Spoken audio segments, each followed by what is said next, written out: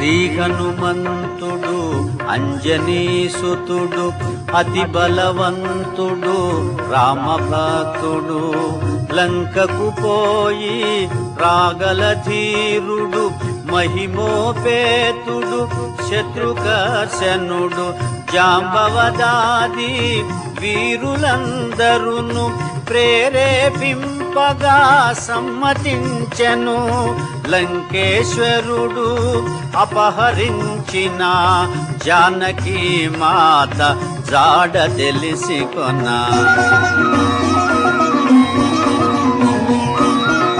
తన తండ్రి అయిన వాయుదేవునకు సూర్యచంద్ర బ్రహ్మాది దేవులకు వానరేంద్రుడు మహేంద్రగిరిపై వందనములిడే పూర్వాభిముఖు.